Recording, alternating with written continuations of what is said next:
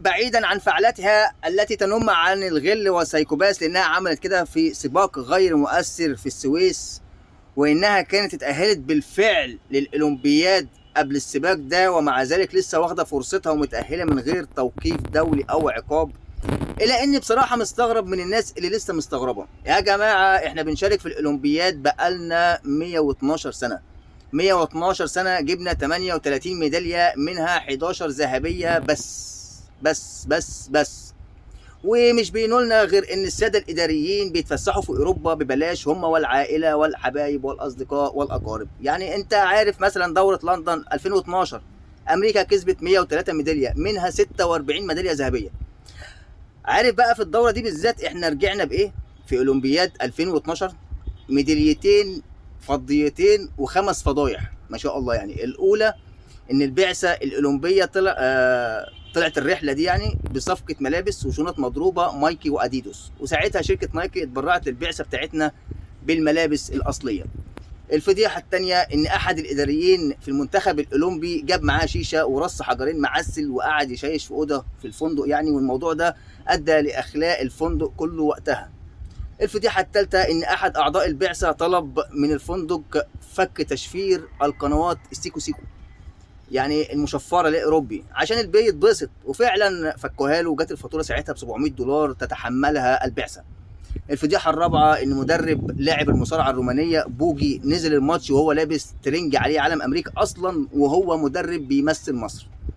الفضيحه الخامسه والاخيره معانا النهارده هي ان اللاعبين بتوع المصارعه الحره عندنا وقتها ما جوش الماتش اصلا وخسروا بالانسحاب، وده لانهم كانوا فاكرين ان الماتش الساعه 1 وهو كان الساعه 10 الصبح ومحدش اهتم يقول لهم. طيب الدوره اللي قبلها في بكين 2008 وتحت رعايه سياده الرئيس محمد حسني مبارك الله يرحمه، واللي وعد بمكافآت 2 مليون جنيه لمين؟ للي يجيب الذهبيه. ايام الدولار ما كان ب5 جنيه ونص. مصر ساعتها سافرت في بعثه اولمبيه ب 107 لاعب ولاعبه، بالاضافه ل 70 اداري وهيصه كبيره علشان يرجعوا ببرونزيه واحده يتيمه على ايد هشام مصباح في الجودو، والباقي طبعا خرجوا من اول مره. طايره بقى على يد، على كوره، على سباحه، على شيش، اثقال، كله يا باشا خرجنا منه من اول يوم. حتى ساعتها كرم جابر اللي كان حيلتنا ساعتها وبطل الدوره اللي فاتت وجايب ذهبيه في 2004 برضه خرج بدري. وده طبعا جه عكس التوقعات اللي بتقدمها اللجنه الاولمبيه قبل السفر، اللي كله طلع فيستك. وحصلت وقتها لجنه للتحقيق في اسباب الفشل الغريب ده. وخد عندك بقى اللي حصل كتير ساعتها. قبل مباراه كره اليد قصاد روسيا، رئيس اتحاد كره اليد اتخانق مع سفير مصر ورئيس المجلس القومي للرياضه. ليه بقى؟ علشان كان حابب يقعد قدام ومش عايزهم يقعدوا في الصف الاول. ليه برضو؟ علشان دي اماكن كبار ووجهاء عالم الرياضه. رئيس اتحاد التايكوندو طالب الدوله بتكريم اللاعبه المصريه لانها جابت مركز خامس وسنها صغير، لكن مع التحقيق اثبتت انها 21 سنه، وده اصلا سن الاعتزال بتاع اللعبه عزيزي المشاهد.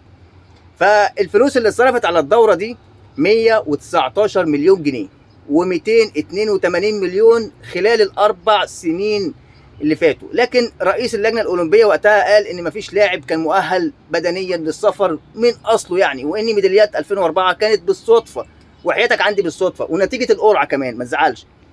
المهم قبل 6 شهور من البطوله المسؤولين في لجنه الالعاب الاولمبيه اتفرغوا للاعتراض على لائحه الاتحاد الرياضيه الجديده، لانها كانت بتلغي وظائف، والبشوات طبعا كانوا بيدافعوا عن كراسيهم. رئيس البعثه المصريه في بكين كان اللواء منير ثابت اخو سوزان مبارك اصلا، وهو رئيس اللجنه الاولمبيه كمان. فاللجنه في الاخر محدش فيهم اتحاسب بحجه انهم ما لهمش سلطه على الاتحاد اللي هو الاتحادات الرياضيه. وكل اللي نبنى انهم حطوا استراتيجيه وخطه جديده لدوره الاولمبيات اللي بعدها وشكرا. اصلا رئيس لجنه الاتحاد ده حضرتك كان مفيد شهاب، يعني صباح الكوسه، طول عمرها ماشيه كده يا صديقي. فانت دلوقتي مستغرب ليه؟ كان معكم ابو جلال، والسلام ختام.